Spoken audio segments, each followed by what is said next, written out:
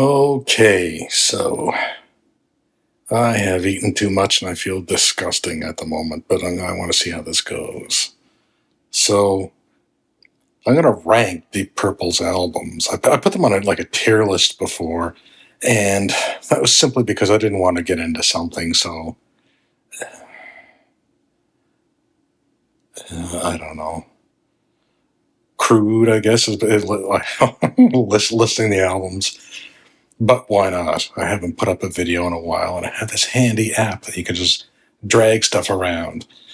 So, I guess currently I just have them listed number 1 to 21 based on the sequence of release. So, The Shades is their first album, and Whoosh was their most recent studio album. No, I'm not including, um, you know, Turning to Crime or any of the live albums. Turning to Crime being uh, a studio album, but it was an album of covers, which would have been number 22. So I'm not including that here.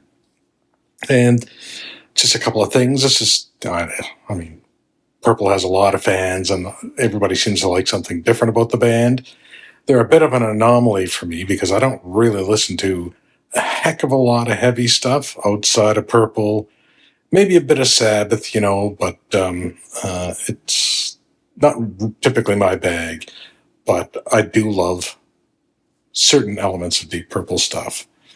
So, I guess the book of number 1, Shades of Deep Purple. Number 2, Book of Taliesin. I definitely prefer Shades over the Book of Taliesin. They're both kind of psychedelic. The copies I have, I don't know if they've ever been remixed. I don't think they have. They may have been remastered. I think there may have been an audio release, a mono release that was put out, but they don't sound great, at least the copies I have. And they're slightly psychedelic for me. I do like psychedelic music, but especially the first one, that's like that very, uh, very British psychedelic, which is different from American psychedelic music at the time. But in any case, number 1 and 2 are in the correct order, I think. However, when we get to the third album, Deep Purple, that's actually my favorite album of the first lineup. So I'm going to slide that up to number 1. I like everything about that album, and from Chasing Shadows, Blind, to April, um, John Lord's keyboard solo on Lelania is one of my favorite organ solos on any Purple album. I really like that record. So the next album that came out was in 1970, and that was In Rock. And yeah, that's really good. So I'm going to bump that up to number 1. Number 2 is now Deep Purple. Come on, you got Speed King, Into the Fire. My current favorite song is Flight of the Rat. Love that song. Fireball. That was a good one. I did another little video on that. I do quite like it, but I have a problem with some of the songs on that. So I am going to put that below Deep Purple, but above Shades of Deep Purple. Still a great album, Fireball, Demon's Eye, Fools. That's probably my favorite song on the album.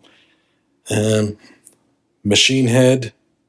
Oh, I'm going to slide that up next. I prefer In Rock over Machine Head, even though Machine Head's was the most commercially successful studio album that Purple had. I prefer In Rock. There's a looseness about it, and Machine Head sort of perfected that trajectory they were going, and it's tight, but it's super dark too, which is cool. That's cool, but I prefer In Rock because it's just a little bit grittier. It's not quite as thumping, and it covers a little bit more ground, I find. Still, though, I mean, Machine Head, you have Highway Star, Space Truckin', Lazy, well, Smoke on the Water, all those great songs. I would say I'm Machine Head. For me, the weakest song is probably Maybe I'm a Leo. I know. A lot of people will say it's Never Before, but Maybe I'm a Leo, I prefer less. So, moving on to Who Do We Think We Are? That's a tough one because, I mean, that was the follow-up to Machine Head, but I don't know. I'll put it above. Where are we at here? I'll put it above Shades of Deep Purple for sure. I may come back to that, but I'm going to leave it below Fireball for now. Yeah. But I mean, Woman from Tokyo, Mary Long's a good song. Yeah, that was a good one, but they were starting to follow that formula that Blackmore used followed for like the next 20 years or so. And so I was a little less inspired. And the band wasn't happy at the time either, or at least several members weren't. Okay, so that was the last album with Ian Gillan in his first Kick at the Can, and that was in '73. So Burn came out next. Now, that was the first album with David Coverdale and Glenn Hughes. And like a hugely popular lineup amongst certain, it has a bit of a following. But for me, and I know lots of people like David Coverdale's voice and lots of people like Glenn Hughes' voice, but I don't like either one of their voices, to be honest. And I don't like the phrasing, and I don't like the lyrics, and I don't like the melodies. So, I do like the title track for Burn. That's a killer song. It would have been better with Ian Gillan, with whatever he'd come up with. But again, this is continuing that sort of pattern of, I guess, almost what would become cookie cutter approach that Blackmore used. You'd start a song with a riff, then there'd be a couple verses, the chorus, and then there'd be a solo, maybe guitar solo, and then an organ solo, and then back in with a chorus, another verse, and then there'd be some solos at the end, that kind of thing. And that was sort of a pattern he followed for, well, the next 20 years at least. So, where are we going to put that? I think I do prefer it over the Book of Taliesin, but less than Shades of Deep Purple.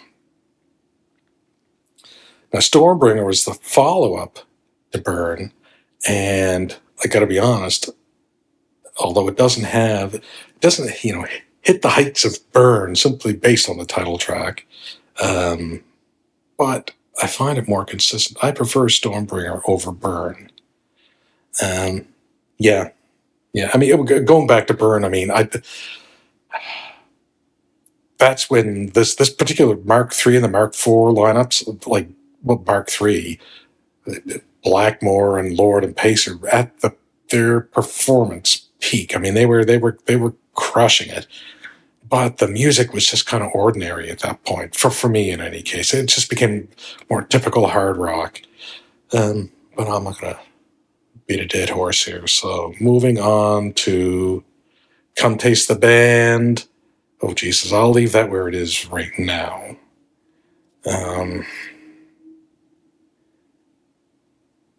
Yeah, that's my least favorite album so far. So then Perfect Strangers. That was a reunion album. That was in 1984 with Ian Gillan. Well, the Mark II lineup got back together. And I would say, there were some good songs on it, but a lot of people go on about it saying this being this like huge triumph of an album. And, oh God, where to put that? I'll put it below Fireball. Better than Who Do We Think We Are? Those two albums give me problems because Perfect Strangers. I love the title track, and maybe Gypsy's Kiss and Knocking at Your Back Door. But there are some other songs, and they're like, I don't know, Under the Gun and Mean Streak. You know, not top shelf stuff. I don't think the band was back together, but I don't consider those songs, triumphs at all. So the follow-up to that was The House of Blue Light in 1987. I prefer it over Stormbringer. Shades of Deep Purple. Oh, let's leave it like that for now. Oh God, that was a tough album. Not a lot of fun there. I mean, there's a couple good songs. Oh, yeah, I'll leave it there for now. I don't like the production on it. It doesn't breathe. It doesn't swing. It doesn't really cook. There's some thumping stuff on there. The band was struggling. And that was the last album that Ian Gillan sang on for a couple of years. And at that point, they brought in Jolene Turner for Slaves and Masters. I think that was 1990. And I would say that's got to be pardon my swearing, that's their worst album. That had, no right being called a Deep Purple album. I actually am going to slide Book of Taliesin down here, though. I feel Come Taste the Band is superior, but I'm going to leave Slaves and Masters there for now. The next album was The Battle Rages On. Ian Gillan came back to the band in 1993. God, I think I will put that. I have a problem really putting anything below any of the David Coverdale, Glenn Hughes stuff. But I'll put that there for now. Number 12. There were a couple of good songs on it, again, but I mean, even some of those riffs on the album were stuff that Ritchie Blackmore had borrowed from,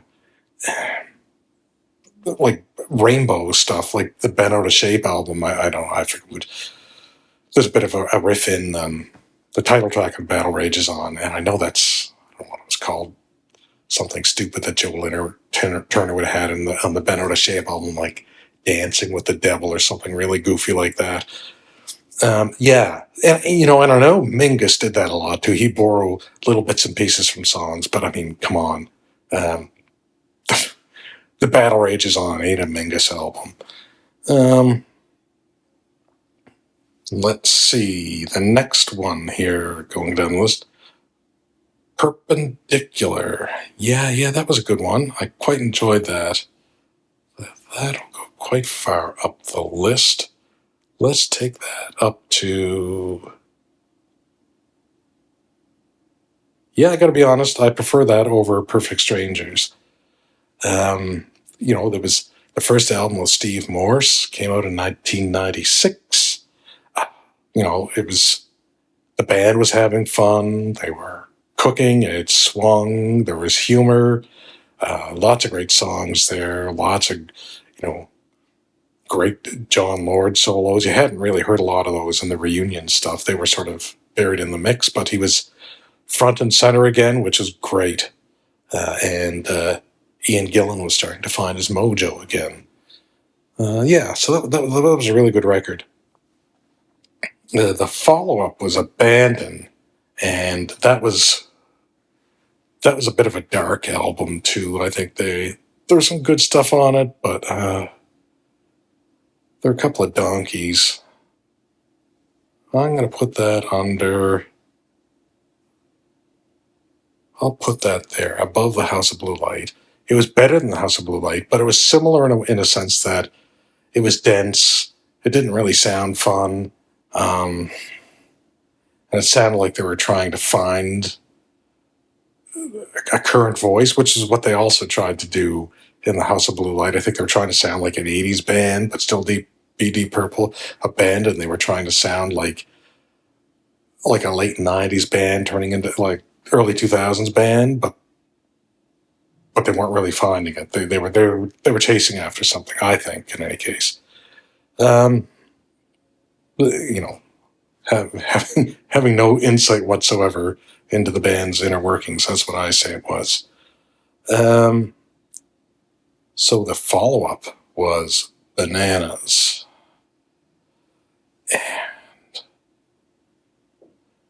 That, God, God, I don't know. It was the first album with Don Airey in 2003. There was some good stuff on it. I'll put it there. That was a bit of a struggle for the band too. Again, they were just, but John Lord had retired from the band, and they were just trying to find the way forward. And they had gotten a producer who, in hindsight, I don't think necessarily. I mean, maybe behind the scenes he inspired them to do stuff, but um, I don't know.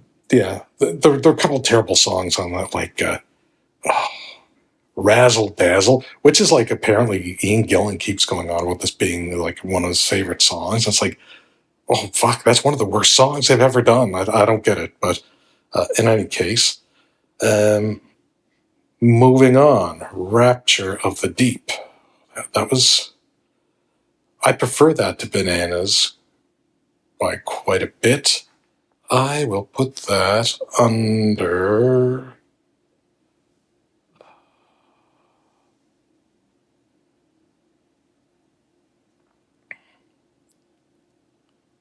Yeah, I'll go there just after Abandon. Oh, that's a tough one.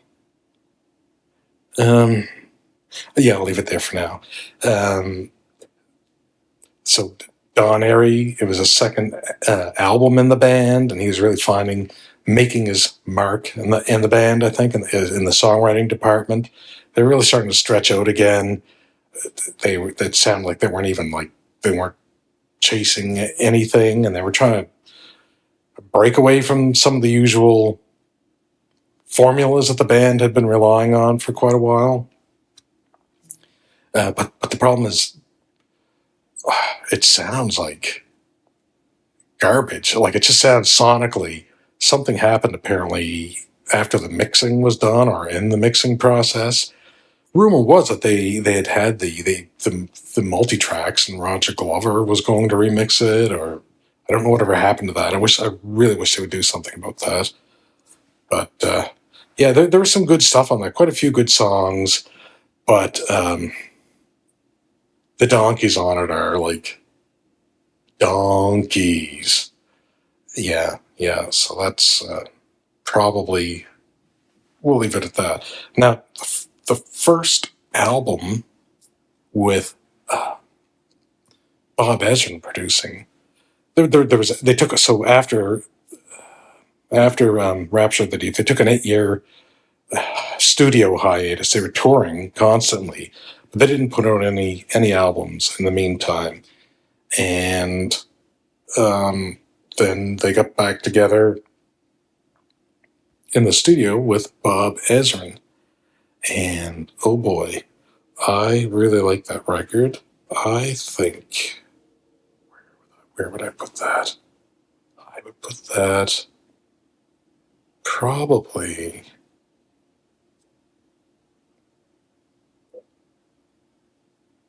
Yeah, I'll leave it there. Number 5.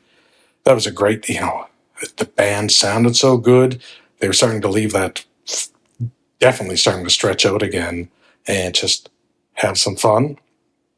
And yeah, so again, these are my opinions. Infinite was the follow-up album in 2017. And where should we put this? I really like Now What. I'll put it there for now. I still prefer it over Perpendicular. And yeah, that's a really tough one, but what the hell, it's just a list.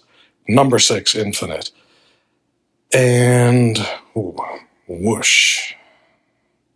The most recent. And I'm telling you,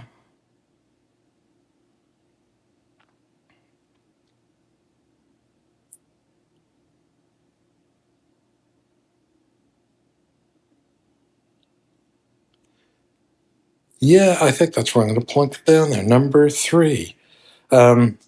Yeah, what a crazy album that was. Like, they completely gone back to their, I mean, the days of in rock where they just played what they wanted to play and they were having fun. To me, at least, that's what it sounds like.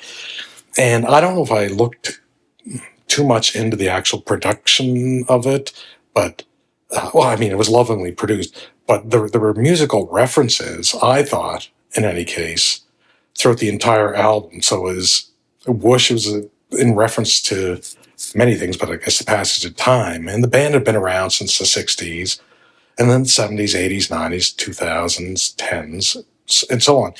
And I found discrete references, I think, to each of the sort of the musical periods, like the 60s, each decade, there was a certain bit in some of the songs. And I don't know if that was intentional. Or, I mean, that could be, I mean, that's also the band. They've been around for that long and they would have all these influences, but it almost made it seem like in cases, they made deliberate references to the decades. I don't, so sort of quasi, well, I guess it's not really a concept album, but a musical concept album, perhaps. In any case, this is my listing, for now at least, of the Deep Purple albums. If you want to, your first album you should listen to, if you want to get into Deep Purple, start with In Rock, go to Machine Head, then go to Whoosh, then Deep Purple, 1969, and Fireball, Now What, Infinite, Perpendicular, Perfect Strangers, and Who Do We Think We Are? Yeah, and then after 10 albums, if you want to go any further, then you could just dive into the other 11. How's that?